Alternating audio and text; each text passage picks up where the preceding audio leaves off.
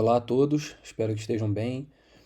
Hoje a gente vai conversar sobre um tópico muito importante e um tópico bastante atual, que está relacionado às lesões cervicais não cariosas e à hipersensibilidade dentinária.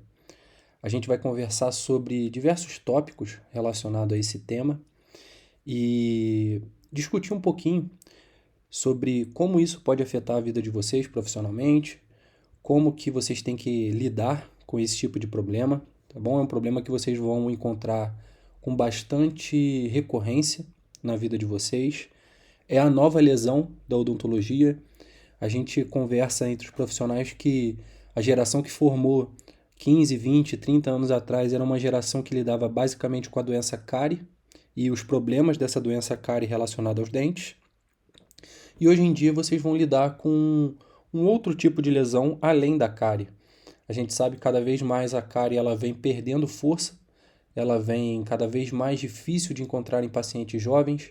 A maioria das doenças cariosas a gente encontra em substituição de restaurações, ou seja, as restaurações pré-existentes elas infiltram e aí a gente tem a doença cárie, mas aquela cárie primária mesmo, a cárie que inicia qualquer tipo de desgaste ou de degradação de tecido dental, que a gente conhece como cárie primária, essa cárie ela está cada vez mais difícil da gente encontrar em pacientes jovens.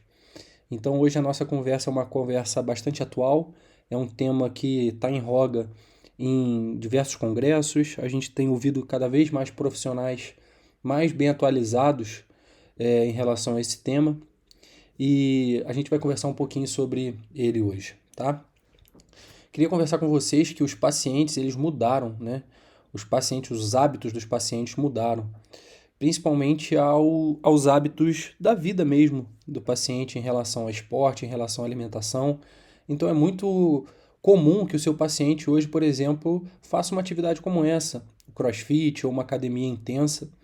A gente sabe que nossos pacientes também buscam uma vida cada vez mais saudável em relação à alimentação e os nossos pacientes também tem uma rotina muito estressante, seja no trabalho, seja dentro de casa, cuidando de filho, cuidando das lições do trabalho. Então, a gente conversa que o apertamento dental vindo das atividades físicas, como CrossFit, como academia, você pode reparar o seu paciente, pergunte a ele se ele sente que ele aperta os dentes quando ele está malhando, quando ele está numa aula de CrossFit. Pergunta sobre a dieta dele, isso tem que fazer parte da sua anamnese, o seu diagnóstico. Tem que contar com a alimentação do seu paciente, saber como que ele está lidando com alimentos ácidos e você dá algumas dicas para ele. E o estresse está presente na grande maioria das vidas hoje, principalmente pacientes um pouco mais adultos, né? Aqueles que já estão empregados, que já sustentam casa, já sustentam família, têm filhos. Então isso está cada vez mais presente na vida dos nossos pacientes. E são esses fatores que podem gerar ou que levam a gerar uma doença não cariosa. E o reflexo disso é dentro da boca. Assim como em outras diversas áreas do corpo, mas dentro da boca a gente também tem um reflexo da vida que esse paciente está levando. Então é muito importante que você entenda como que está essa vida dele, essa rotina dele, e isso tem que fazer parte da sua anamnese, para que você consiga fechar um diagnóstico bastante fiel e propor a ele um tratamento adequado segundo as condições de vida dele. Então, sobre esse tema, a gente vai conversar sobre a origem dessa doença, que vocês já estão vendo aí que é uma doença multifatorial. Ela não acontece apenas isoladamente a algum fator, são fatores combinados que geram essa doença nos nossos pacientes. A gente vai conversar um pouquinho sobre as consequências dessa doença, principalmente as consequências intraorais dessa doença, tá? A questão do diagnóstico, entender como que isso vem surgindo, as possíveis causas disso e como que a gente pode agir diretamente sobre essas causas. Algumas intervenções, a gente sabe que para lesões cervicais não cariosas e para hipersensibilidade dentinária são dois temas que andam de mãos dadas, são temas muito semelhantes, as origens dessa doença são as mesmas, o diagnóstico é o mesmo, as causas, como eu disse, também são iguais, porém as intervenções é que mudam um pouquinho. Então não tem muito sentido dar esses dois temas separadamente. A gente precisa pensar de forma única. Apenas a intervenção é que vai mudar de uma lesão cervical não cariosa para para uma hipersensibilidade dentinária. E os tratamentos aqui, na verdade, seriam tratamentos multiprofissionais, que não é só o dentista que trata isso. Então a gente vai precisar ter essa noção de quem é que pode tratar, quem é que pode ajudar o nosso paciente sem ser um dentista, tá bom? Por isso que quando eu coloquei ali possíveis intervenções, essas intervenções estão relacionadas ao que o dentista pode fazer por esse paciente. Mas essas intervenções não significam tratamento, já que a gente viu lá em cima que a doença é multifatorial. Sendo multifatorial, não é apenas um profissional que vai tratar esse paciente, e sim uma série de profissionais que vai poder agregar em um tratamento para esse paciente. Então, essa questão de intervenções é uma coisa, tratamento é outra, tá bom? Então a gente vai conversar um pouquinho sobre esses tópicos nessa aula de hoje. As questões das lesões cervicais não cariosas, elas são isso aí que vocês estão vendo na imagem, olha. É uma lesão no colo dental, tá? Lá na região cervical do dente, que existe uma migração, me desculpem, do tecido gengival em relação à apical.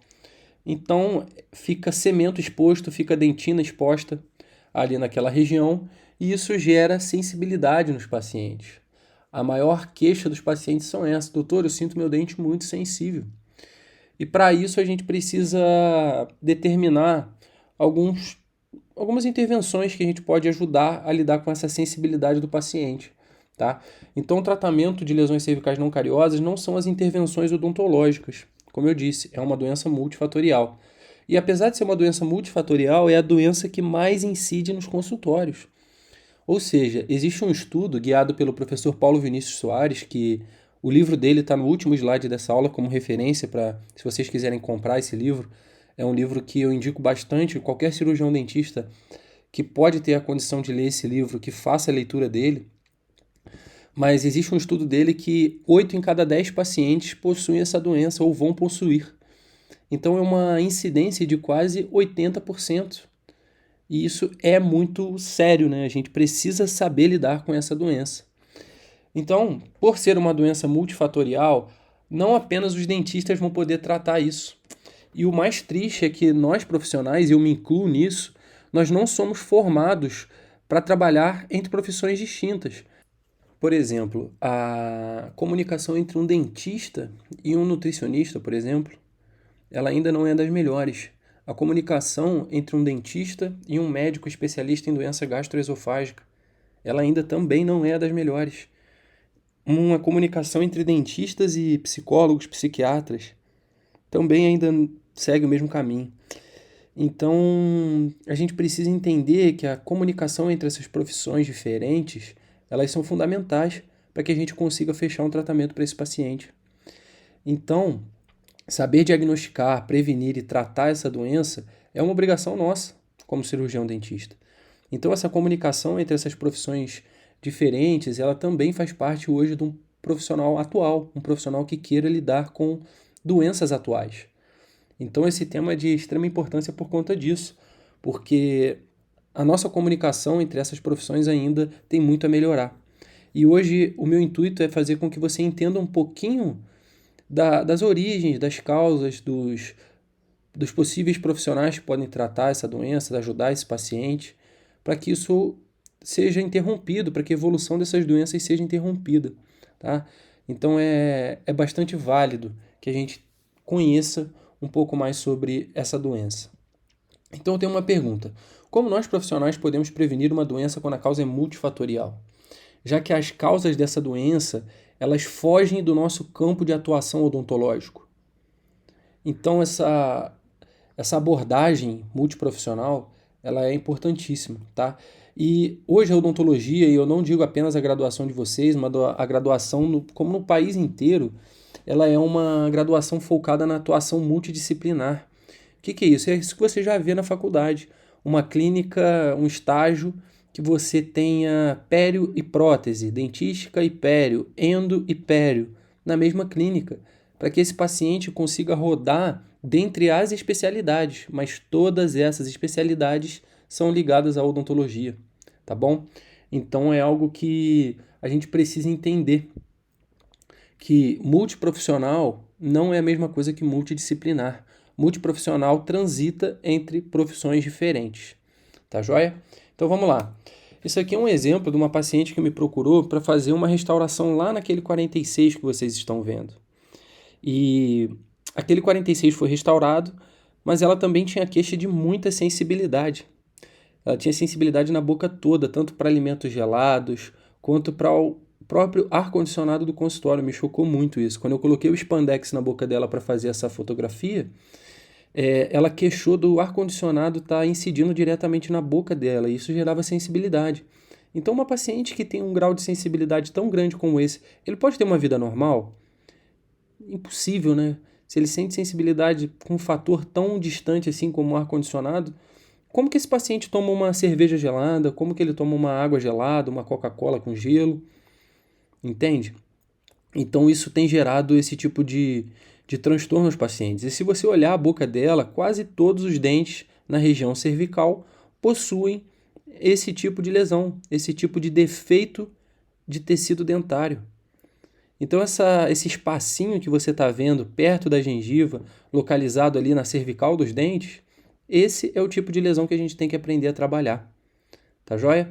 Então vamos conversar um pouquinho sobre isso aqui. Olha só, boca toda com lesão cervical. E essa hipersensibilidade e as lesões cervicais não cariosas, elas estão relacionadas a um diagnóstico muito preciso.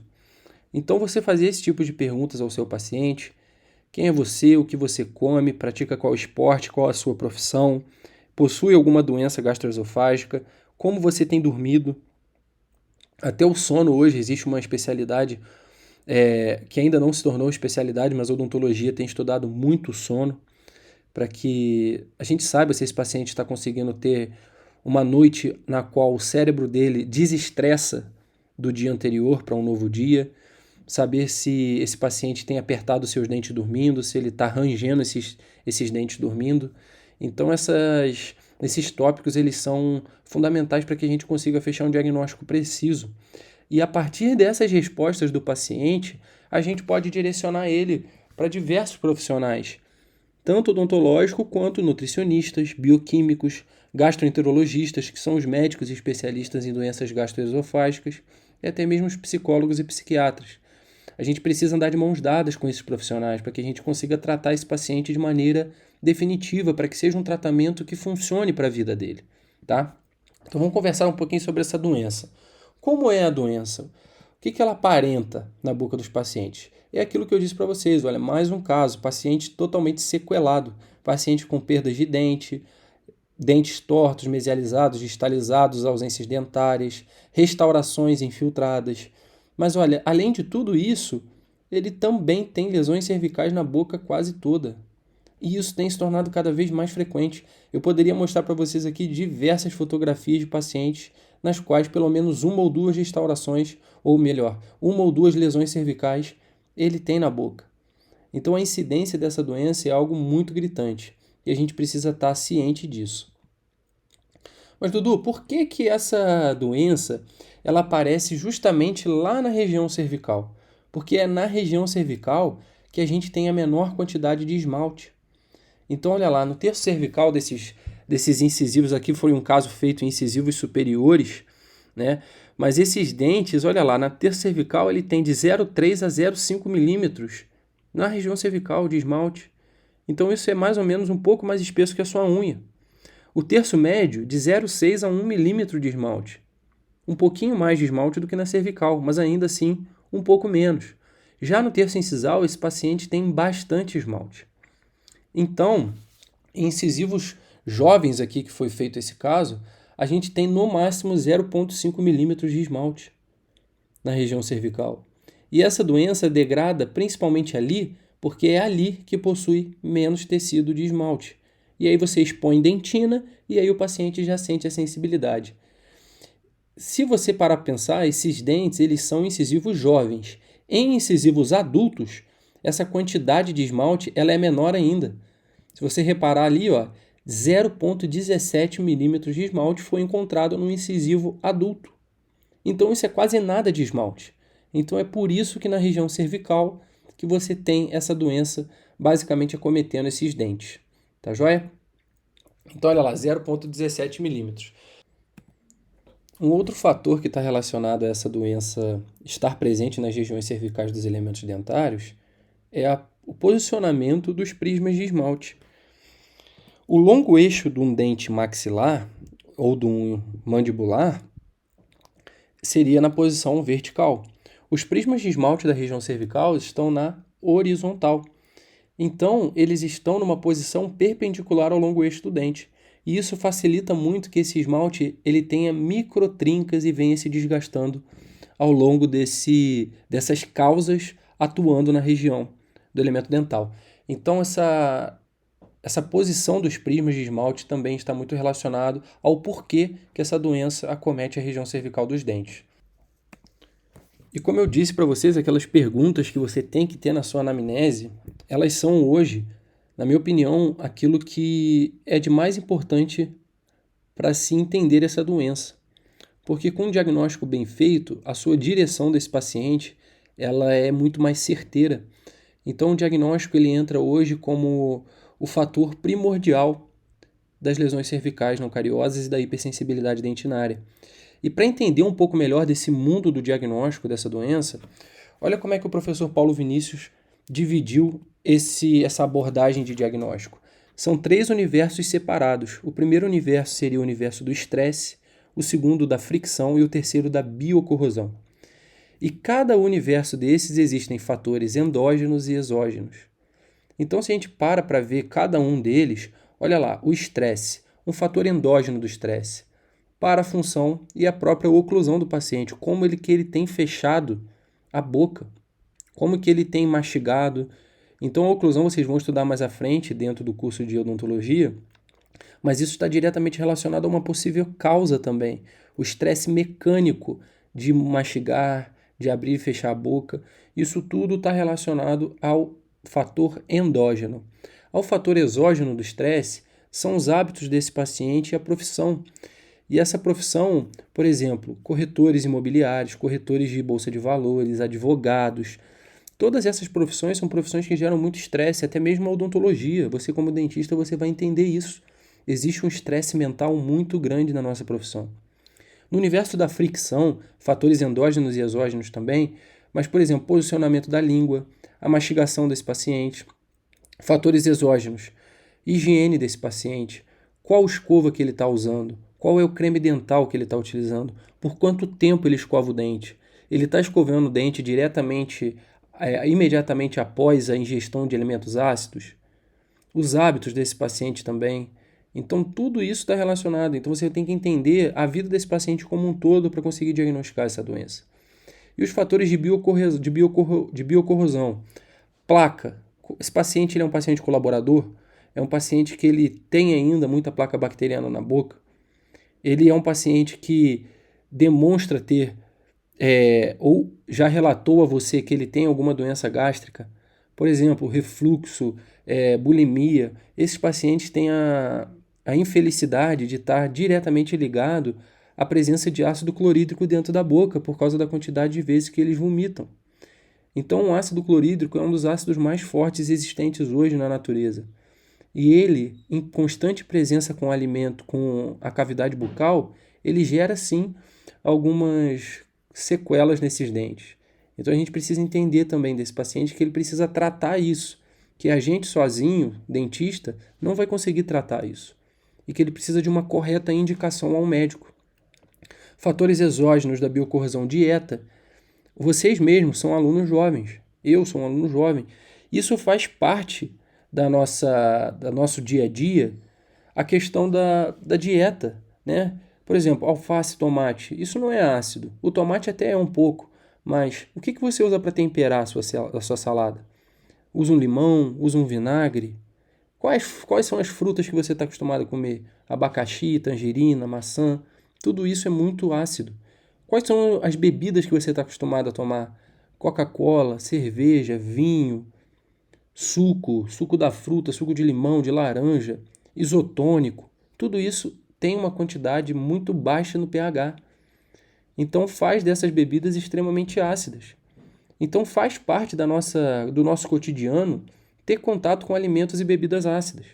E a gente precisa orientar o paciente quanto a isso. Não é que ele vai precisar parar de beber isso. Não é que ele vai precisar parar de fazer a dieta dele. Não, não é isso. Mas nós, como os profissionais da área odontológica, a gente tem que ensinar esses pacientes, por exemplo, qual é o momento certo de escovar o dente.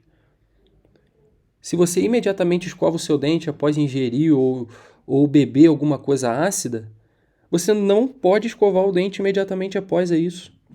Porque o ácido sozinho ele já tem o potencial corrosivo de destruir tecido dental. Mas se você escova o seu dente, ou seja, se você fricciona a sua escova em cima desse dente sujo ou ainda com vestígios de alimentos e bebidas ácidas, você está potencializando o desgaste e muito. Então, você tem que orientar o seu paciente a beber bastante água após a ingestão desses alimentos, a esperar de no mínimo 30 a 40 minutos para que esse ácido seja removido pela própria salivação do paciente. Então, assim, são dicas que a gente pode dar aos pacientes que transformam a vida dele. E eles vão valorizar muito. Não tem um paciente que eu chego e converso sobre isso que ele não tenha me dado um feedback extremamente interessante. Nossa, doutor, ninguém nunca conversou comigo sobre isso. Como é que eu faço isso há tanto tempo e ninguém me falou isso? Então essa profissão, nossa, ela vem mudando cada dia mais. E o nosso diagnóstico, a nossa maneira de lidar com os pacientes também vem mudando. Então saber da vida dele, saber da dieta, dos hábitos, da profissão, dos esportes que ele pratica, tudo isso está muito relacionado às causas da doença. Então esse anagrama, esse desenho desses 3 universos, ele demonstrou para a gente que literalmente nós precisamos entender da vida dos nossos pacientes.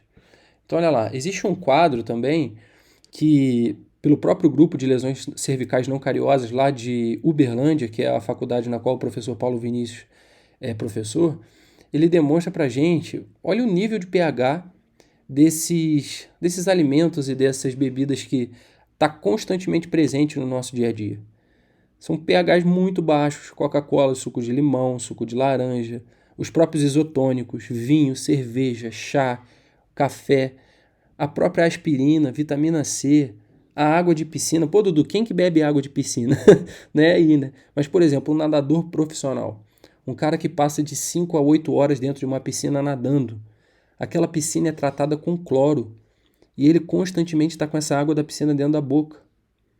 Então você imagina a consequência que isso não gera para a cavidade bucal desses pacientes. Se você pega esses nadadores olímpicos aí, bota um spandex e faz uma foto desses pacientes, eu duvido que não tenha pelo menos uma lesão cervical na boca deles. Entende? Então isso sim está relacionado à nossa maneira de tratar os pacientes. Então esse quadro é algo muito interessante, você pode até imprimir isso depois e deixar no seu consultório para você mostrar ao seu paciente. Olha o paciente que, por exemplo, é portador de doença gastroesofágica. Olha o fluido gástrico, o pH é de 1 a 2. É algo bizarro. Olha a Coca-Cola, o pH da Coca-Cola chega a ser a 2,5 em algumas aferições. É muito ácido. Então você não pode tomar uma Coca-Cola e diretamente escovar o dente. Se você tem bulimia, você também não pode vomitar e imediatamente escovar o dente. Você beba água, bocheche bastante água com a boca com água para tirar o gosto do vômito, mas alguma coisa você não pode escovar o dente imediatamente após. Escove apenas a língua, não sei. Mas essas dicas e essas informações são de muita preciosidade para o seu paciente, tá bom? Então é algo que a gente precisa entender. A gente, durante muitos anos, que eu digo a classe odontológica, a gente chamou lesão cervical não cariosa de muitos nomes. Lesão de abrasão, lesão de abfração, lesão de erosão, lesão de corrosão, fricção. Isso tudo era dado nomes diferentes que confundiam e muito a nossa cabeça relacionado a esse tema. E isso não é nome de doença, isso são mecanismos de ação. Existem sim mecanismos de ação de abrasão, mecanismos de ação de abfração, mecanismos de ação de corrosão, mecanismos de ação de fricção. Agora, isso não pode ser dado ao nome de uma doença. Isso tudo se trata da mesma coisa, lesões cervicais não cariosas. Então aí, que vocês estão vendo a foto, vocês podem estranhar isso preto dentro da gengiva, mas isso é um fio afastador. É um fio que a gente coloca tanto para controlar a umidade que vem do sulco periodontal, que é um fluido chamado fluido crevicular, que a gente sabe que para fazer uma adesão a gente precisa de tudo estar muito bem limpo e seco. Porém, imaginem fazer um isolamento absoluto para uma restauração como essa. É algo muito difícil, é algo que às vezes é até inviável. Pacientes que têm esse fenótipo gengival, que é fininho, olha, você consegue ver até o fio lá dentro da gengiva, através de uma sombra. Isso quer dizer que o fenótipo dessa gengiva é muito fino e que se você posicionar um grampo de maneira errada nessa margem gengival, você pode gerar ainda mais uma recessão gengival, ou seja, aumentar ainda mais essa lesão. Então a gente trabalha em lesões cervicais não cariosas, muitas das vezes com fios afastadores, que mantém o campo seco. A sua auxiliar vai te ajudar bastante nessa etapa de isolamento relativo com rolete de algodão e fio afastador, mas a gente dificilmente isola uma lesão cervical não cariosa, porque se trata de um isolamento um pouco complexo, principalmente se esse paciente tiver esse fenótipo gengival mais fino, tá bom? Então, tudo isso se trata da mesma lesão cervical. Tudo isso é lesão cervical não cariosa. A gente ainda não demonstrou para vocês a hipersensibilidade dentinária, que é um pouquinho diferente. A lesão cervical é uma lesão na qual eu consiga restaurar esses dentes. Então, olha lá, existe espaço para eu colocar uma resina. Na hipersensibilidade dentinária, esse espaço não existe.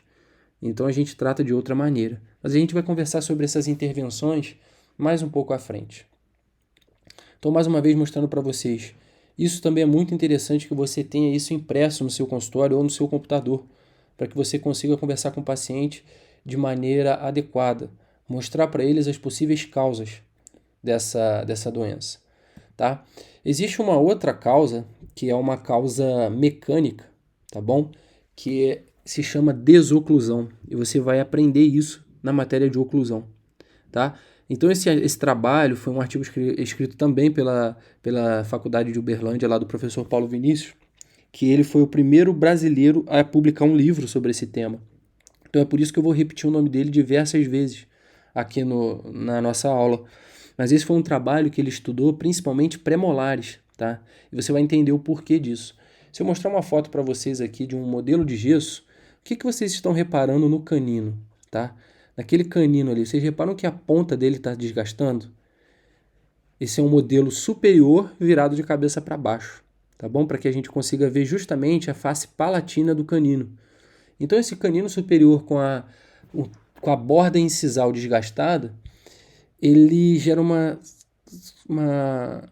sequelas e umas consequências ao paciente que são consequências mecânicas, consequências de estresse mecânico. E por que a gente vai conversar sobre isso hoje? Porque isso também é uma possível causa. Então vamos lá. Olhando esse canino aqui, a gente olha o canino por vestibular agora. Olha, tem uma foto artística, mas essa foto artística ela também nos mostra uma coisa muito interessante. Cadê a ponta do canino? Não existe. Está desgastado, tá vendo? Então essa ponta desse dente ausente ou desgastado, de acordo com os anos que foram passando, a gente tem uma série de sequência de fotos dessa paciente em movimentos de desoclusão.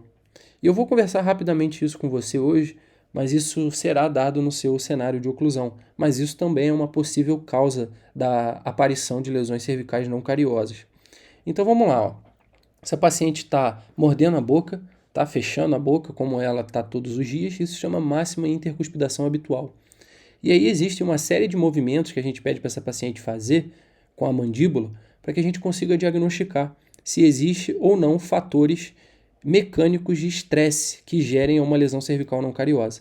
Então ela está em máxima intercuspidação e ela vai protruir a mandíbula, ou seja, arrastar os incisivos inferiores na palatina dos incisivos superiores em direção para frente. Então olha lá, ela saiu da máxima intercuspidação e foi para a protrusão. Nessa protrusão, nenhum dente posterior pode encostar.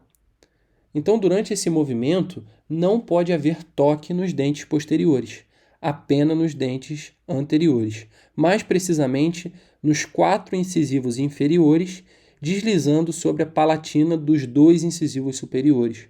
Isso é um movimento de protrusão. Depois ela volta lá para a máxima intercuspidação dela. Eu vou pedir para ela fazer agora um movimento chamado guia canino. O guia canino nada mais é do que você escursar o canino inferior, a vestibular do canino inferior, na palatina do canino superior. Então, primeiro ela vai fazer para o lado direito dela, né, o seu lado esquerdo da tela, e apenas o canino pode encostar. Fazendo esse movimento, apenas o canino pode se tocar. Nenhum outro dente da boca pode encostar. Em alguns casos, o primeiro pré-molar também encosta, mas isso já vem sido discutido há muito tempo e, idealmente, isso não pode acontecer. Apenas o canino pode encostar nesse movimento de guia canino. Por isso que se chama guia canino. Voltou para a máxima intercuspidação. Nesse caso ali, voltando rapidinho, nesse caso aqui, apenas o canino do lado direito encostou. Nenhum outro dente da boca dela está encostando. Então isso está saudável, isso apresenta saúde. Quando ela volta para a máxima intercuspidação e vai para o lado esquerdo, olha o que acontece. Vários dentes estão encostando. Os incisivos ali estão encostando no incisivo superior. Isso é um problema. Isso é um problema que normalmente é um problema estético. O paciente vem queixando, que foi a queixa dessa paciente. Ela falava que o 11 era diferente do 21, tá bom? Mas esse lado esquerdo dela era um lado doente.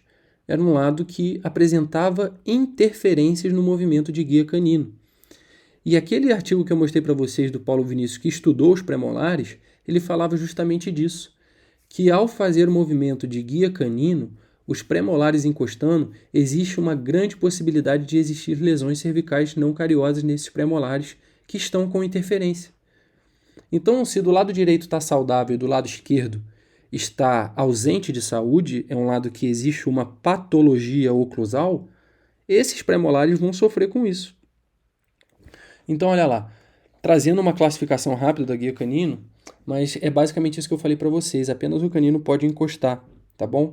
E se você reparar, ela tocava também no incisivo central superior esquerdo, o dente 21. Olha como é que o dente 21 era diferente do dente 11. Olha essas bordas do 21 todas desgastadas, até do 22 um pouco também. E existe uma ausência do canino ali, olha. Não existe essa ponta do canino. Então você pode restaurar isso com resina composta, para que você devolva o guia canino para esse paciente. Então olha a diferença entre os centrais. Como existe uma diferença. E esse desgaste é ela mesma fazendo. Dudu, mas a paciente fica fazendo isso em casa, esses movimentos de guia canino, por que ela vem desgastando? Os movimentos de guia canino e protrusão são movimentos que simulam uma mastigação. Então, quando você está mastigando, você não mastiga igual um jacaré, né? Que é abrindo a boca e fechando a boca sempre no mesmo lugar. A nossa mastigação é cíclica. Então, ela é elíptica. Ela vai em ciclos, em círculos, em movimentos circulares. E isso faz com que a gente tenha esses toques, mesmo que o paciente não saiba, mas ele faz esses movimentos ao mastigar. Então é por isso que existem esses desgastes na borda incisal dos dentes. E olha os premolares, que foi justamente o motivo de eu ter trago esse caso para vocês. Inícios de lesões cervicais não cariosas naqueles dentes. Então, se você entende esse mecanismo, que é um mecanismo mecânico, um estresse oclusal, você pode restaurar esse canino e evitar com que esses premolares venham a evoluir essa doença. Então, veja bem, aqui não tinha nada relacionado à doença gastroesofágica, a hábitos parafuncionais, nada disso. Isso pode estar, sim, relacionado, andar em conjunto, mas não é a causa primária. A causa primária aqui é uma causa mecânica.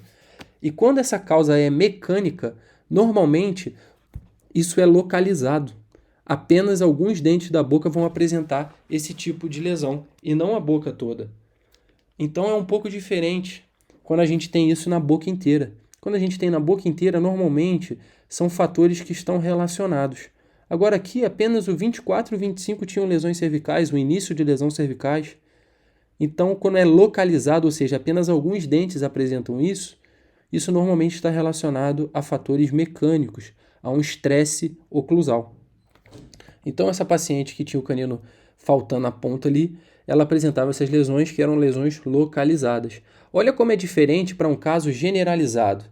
A boca toda, veja bem, não tem ausência de dente, todos os dentes na boca, uma oclusão aparentemente ok, porém, Olha lá, a boca inteira com lesões cervicais não cariosas. O 14 e o 15 ali, ó, já foram restaurados por outro profissional. O 13 também. E olha como é que essa lesão, mesmo após ser restaurada, no 13, ainda evoluiu. Então, se você olha ali, a margem da resina está muito mais baixo do que a margem da lesão atualmente. Então, isso ainda continuou evoluindo mesmo após restaurar o dente com resina. Então, olha como é que a restauração de resina não é tratamento. A restauração de resina ela pode ser um bloqueio para os estímulos de sensibilidade, uma intervenção, mas nunca será um tratamento. O tratamento, como eu disse, é multiprofissional. Precisamos conversar entre as especialidades distintas, especialidades diferentes, saber como manejar esse paciente. Então, olha lá, essa paciente era uma paciente ansiosa, depressiva, possuía uma dieta ácida e não dormia direito. Então, quando é generalizado, esses fatores com certeza estão relacionados entre eles, tá bom? Conversando um pouco agora sobre as possíveis intervenções que existem dentro desse tema, a gente basicamente divide isso em duas, e agora a gente entra um pouco na parte de hipersensibilidade dentinária também. Então, olha lá, existem dois tipos de protocolos. Protocolos que não são restauradores e protocolos que são restauradores. Protocolos não restauradores, o que significa isso? Reparem que nessa foto, que é aquela paciente lá do primeiro slide, dos primeiros slides, ela mostrava que tinha bastante sensibilidade, porém não existia cavidade, não tinha cavitação nas margens cervicais. Então, se não tem essa cavitação, tem apenas um pouco de cemento exposto ali, o que eu faço para tratar, já que eu não consigo colocar uma resina composta naquela região? Já que a região não tem cavitação, é muito pequenininha.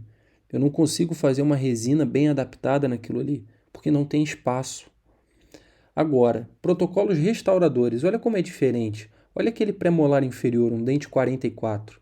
Olha como existe uma cavitação ali.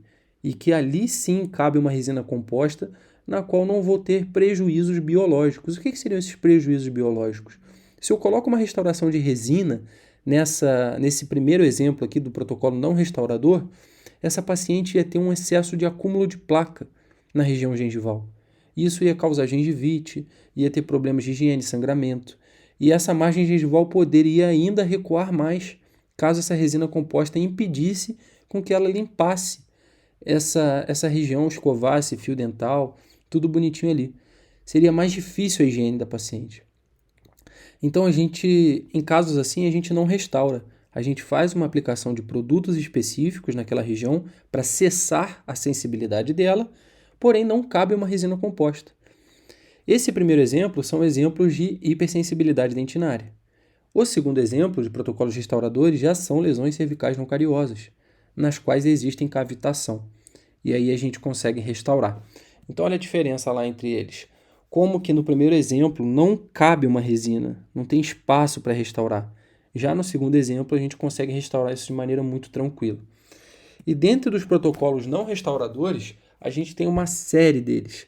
Terapias oclusais, agente dessensibilizante, que é o que a gente vai conversar mais, e as laser terapias.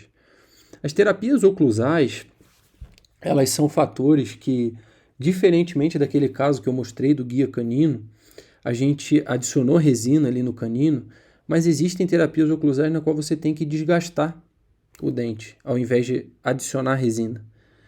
Então, por exemplo, se eu quisesse reabilitar aquilo ali de outra forma, naquele caso da guia canino que tinha interferência, antigamente se fazia muito isso. Antes da adesão ser confiável, eu simplesmente desgastava um pouquinho da cúspide vestibular dos dentes para que eles parassem de tocar. Mas hoje, com uma adesão e com umas resinas compostas se comportando bem na boca, a gente adiciona resina ao invés de desgastar tecido dental sadio. Mas antigamente sim, se fazia bastante essas terapias oclusais, nas quais a gente desgastava um pouquinho dos dentes para eles pararem de tocar durante esses movimentos de lateralidade chamados de guia canino. Os agentes dessensibilizantes é o que a gente vai focar aqui hoje, porque é aquilo que está hoje como padrão ouro de tratamento para essas hipersensibilidades dentinárias. Então, olha lá, mais um trabalho de lesões cervicais e hipersensibilidade pelo grupo de Uberlândia, do professor Paulo Vinícius, e ele bota um protocolo para que a gente siga em casos de hipersensibilidade dentinária. E olha lá, o caso dele é um pouco parecido com o que eu mostrei para vocês. São incisivas inferiores também, na qual não existe cavitação. Existe apenas uma migração do tecido gengival. Ou seja, existe cemento exposto, mas não existe cavitação. Então não cabe uma resina composta ali. Não tem por que eu fazer uma resina composta. Simplesmente entrar com esses agentes dessensibilizantes. E esses agentes dessensibilizantes, eles são divididos em duas categorias. A primeira categoria se chama agentes neurais e a segunda categoria se chama agentes obliteradores. Os agentes neurais, como o nitrato de potássio, como está escrito aí no slide, ele penetra nos túbulos dentinários e ele atinge diretamente as terminações nervosas. Então, o potássio ele tem como uma característica atuar sobre a transmissão de impulso nervoso. Então, a dor, a sensibilidade, isso tudo é originada através dos impulsos nervosos. E o potássio ele tem uma ação muito legal relacionada a isso, que é aqui no próximo slide. A concentração extracelular de íons despolariza as membranas neurais e evita a repolarização, diminuindo assim a hipersensibilidade dentinária. Então, os agentes neurais eles atuam diretamente na queixa dos pacientes, porque a queixa dos pacientes está diretamente relacionada a isso, sensibilidade. Então, primeiro você aplica esse agente neural, que no caso aqui usado foi o nitrato de potássio. Existem outros, tá? Mas esse nitrato de potássio ele atua diretamente sobre este tópico da sensibilidade. E logo em seguida de você aplicar esse agente neural, você aplica um agente obliterador, que é o oxalato e também o glutaraldeído. São dois exemplos. E esses agentes obliteradores, eles atuam selando os túbulos dentinários. É como se fosse um adesivo, tá? Eles tapam esses túbulos dentinários para que cesse esse estímulo externo, como frio, como jato de ar, como o próprio ar-condicionado que incomodava aquela paciente, a água gelada. Então ele sela os túbulos dentinários para que esse impulso externo não chegue mais às regiões mais internas do dente. Então o primeiro, que é o agente neural, ele atinge diretamente o sistema neural. E o segundo, que é o agente obliterador, ele serve justamente para obliterar, fechar, tampar os túbulos dentinários para que esses estímulos externos deixem de incomodar o paciente. Beleza? Então, de hipersensibilidade dentinária e lesões cervicais não cariosas, elas se divergem ou elas se diferenciam justamente por conta da intervenção que a gente vai fazer. Então, as causas são as mesmas, o diagnóstico é o mesmo, porém as intervenções são diferentes. Em hipersensibilidade dentinária, protocolos não restauradores. Já em protocolos restauradores, a gente utiliza isso para lesões cervicais não cariosas. E aí, falando um pouquinho dos protocolos restauradores, a gente lembra vocês aqui um pouquinho da adesão, a gente vai falar um pouquinho dos materiais que a gente utiliza e a técnica restauradora, para que a gente consiga restaurar essas lesões cervicais dos pacientes. Então, olha lá, esse aqui é um paciente que ele é de Ribeirão Preto, é uma foto cedida por um grande colega meu, e ele era plantador de laranja. Ele comia 14 laranjas por dia, cara. Então, as fotos desse paciente aqui, elas são bem assustadoras. Não é o normal, tá? Não é o normal a gente encontrar lesões cervicais tão grandes como essas. Porém, existem. E no caso dele, olha só, era um motivo extremamente ocupacional, né? A profissão do cara era essa, era plantar laranja. E ao plantar laranja, ele comia muito essas laranjas.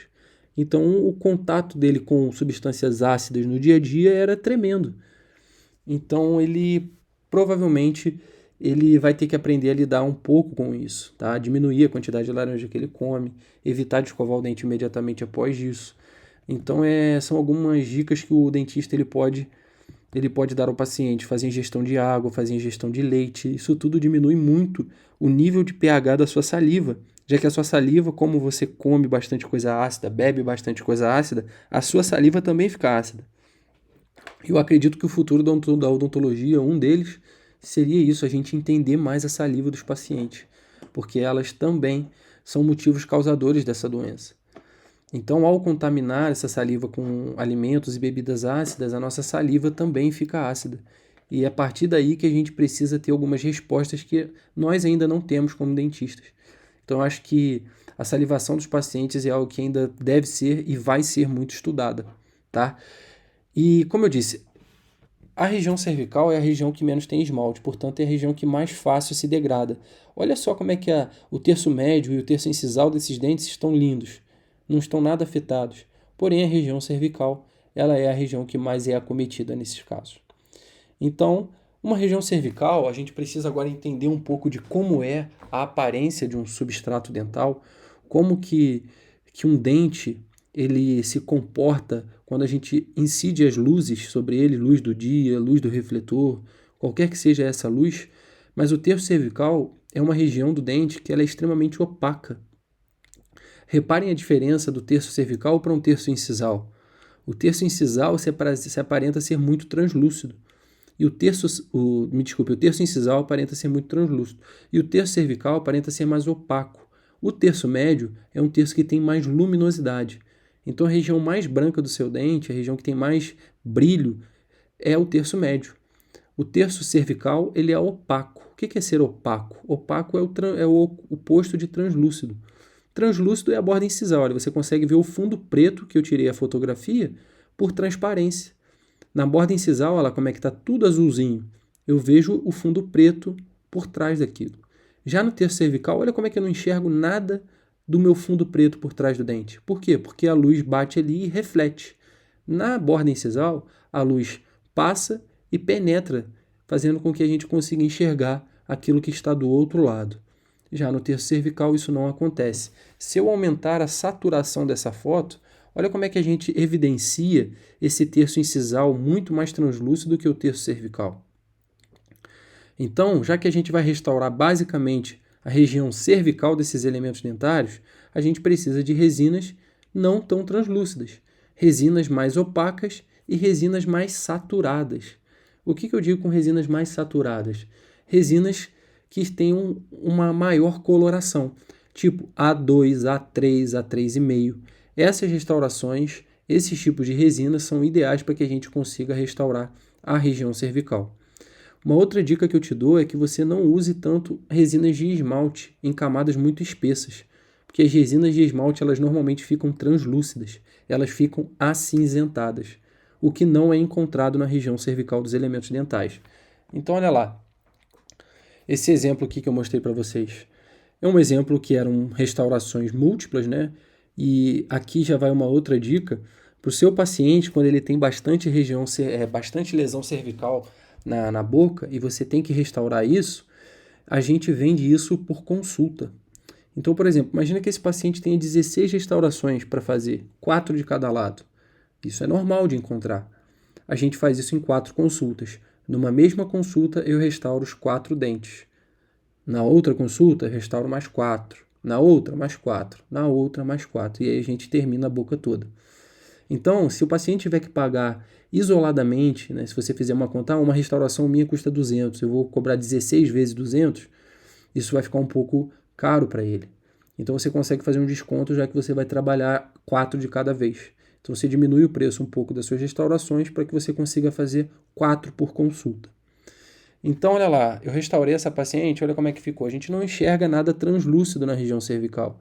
O fio ainda em posição lá dentro da margem, mas as restaurações feitas já. E aí a gente utilizou resinas do tipo dentina e uma finíssima camada de esmalte. Tá bom? Algumas marcas de resina, elas dividem essas classificações de resina em 4 tipos.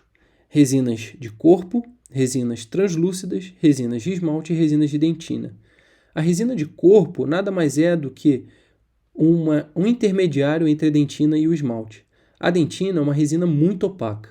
A de esmalte é uma resina muito translúcida. Então, algumas empresas fazem essa do tipo body ou do tipo corpo, que é uma resina que tem uma média translucidez. Ela fica no meio termo entre dentina e esmalte. Essas resinas translúcidas, a gente só utiliza elas para fazer borda incisal, onde eu mostrei para vocês que são aquelas bordas mais translúcidas dos dentes. Então, a gente só utiliza elas nessa região do dente. tá? Na região de borda incisal, jamais numa região cervical. E isso foi para vocês assim as possíveis intervenções, essas dicas restauradoras, tá? Que não são tratamentos, mas são intervenções a fim de cessar a sensibilidade desses pacientes. Falando de um tratamento propriamente dito, o que vocês fariam, por exemplo, se chega uma paciente assim para você, olha. Nessa foto a gente vê 10 dentes, 12 dentes, e nesses 12 dentes, os 12 com lesões cervicais não cariosas. Então, esse tipo de paciente é um paciente que precisa ser estudado. Seu diagnóstico precisa estar afiado. E novamente o que eu disse, a intervenção não é tratamento. Também aqui, um outro exemplo. Olha o dente 23 e o dente 24 da paciente. Ambos os dentes já foram restaurados na região cervical com resina composta. Porém, olha onde está a margem da doença. Muito apical. Ou seja, restauraram com resina composta e essa lesão não parou de progredir. Por quê? Porque a intervenção não é um tratamento. O tratamento tem que agir diretamente sobre as causas da doença. E é por isso que o diagnóstico é muito importante. Por isso que você precisa entender da vida dele. Porque são fatores habituais, são fatores relacionados ao cotidiano dos pacientes. Tá? Uma outra paciente, olha lá, 33 restaurado, 34 restaurado, 14 restaurado, 15 restaurado, 44 restaurado, 26 restaurado, 23 restaurado. Uma paciente que já passou por diversos profissionais para restaurar lesões cervicais não cariosas. E olha como é que está a boca dela. Ainda continuam aparecendo lesões cervicais. Olha o 46, o 36, o 37, todos os dentes com lesão cervical ainda. E ela falou, doutor, esse tipo de coisa não para de aparecer na minha boca. Olha o 43, como é que também está aparecendo uma lesão cervical. Então, obviamente, essa paciente passou por profissionais que restauraram até adequadamente os dentes, né? O 33 e o 34 ali um pouco acinzentado na região cervical, usou muita resina de esmalte, mas está tudo bem, está bem restaurado. O paciente não queixou disso, mas ela não foi tratada, ela foi restaurada. Fizeram intervenções, mas não trataram a paciente como deveria ser tratada, agindo diretamente sobre as causas. E aí é o que eu converso para vocês. Adianta restaurar o paciente se você não trata? Então você pode até restaurar o paciente para que a sensibilidade dele diminua. E existem casos que existe lesão cervical não cariosas e não existe sensibilidade. Então, pode até tratar para ficar mais estético, pode tratar para cessar a sensibilidade, mas isso não é tratamento. O tratamento está diretamente relacionado à causa. E a causa dessas doenças é justamente essa, olha. Esse tipo de profissionais, nutricionistas. Então, assim, tem que existir uma conversa entre um dentista e um nutricionista. O nutricionista passa a dieta dele, ele não tem nem ideia do que esses alimentos causam na cavidade bucal dos pacientes. E aí é que está o problema. A odontologia ela é mal formada para trabalhar entre essas especialidades. Mas a nutrologia, a nutrição também são mal formados para conversar conosco. Então, você, assim, se tem um amigo nutricionista, eu tenho vários, eu converso muito com eles sobre isso, que o que eles prescrevem para os pacientes deles afetam diretamente a saúde bucal deles. E você, como profissional, tem obrigação de orientar eles que, ao passar uma dieta que tenha muitos alimentos ácidos, que ele procure um dentista, capacitado de entender desse assunto, para que a gente não tenha tantas sequelas assim de uma alimentação saudável. Bioquímicos, entender melhor como é que é essa composição da saliva, pedir exames de diagnóstico de saliva. O paciente tem uma saliva muito ácida? Não tem? Isso tudo influencia diretamente. Os médicos especialistas em doenças gástricas, os gastroenterologistas, precisam entender que bulimia, refluxo, tudo isso está relacionado a possíveis sequelas na cavidade bucal do paciente. E isso precisa ser orientado, precisa ser conversado. Psicólogos. Será que o psicólogo sabe que o paciente dele, que procurou ele por estresse, também tem sequelas dentro da boca, que as atividades psicológicas ali dele são, às vezes, muitas respostas para tratamentos de doenças que ele tem dentro da boca, que ele precisa entender que estresse, ansiedade, depressão, isso tudo gera a possíveis patologias, principalmente relacionadas ao apertamento dos dentes. Assim como aquele paciente também que faz crossfit, faz academia. Cara, próxima vez que você for na academia, percebe se você não está apertando seus dentes. Eu tenho quase certeza que sim, ao fazer alguns tipos de exercício dentro da academia, você está apertando seus dentes. Então é preciso que você entenda disso, que as doenças atuais, elas são muito diferentes das doenças que a odontologia vem tratando durante anos e anos. Então esse tipo de conversa, ela é muito bem-vinda e quem ganha é o seu paciente. Se nós somos profissionais de saúde, a saúde desses pacientes importa diretamente a nossa também.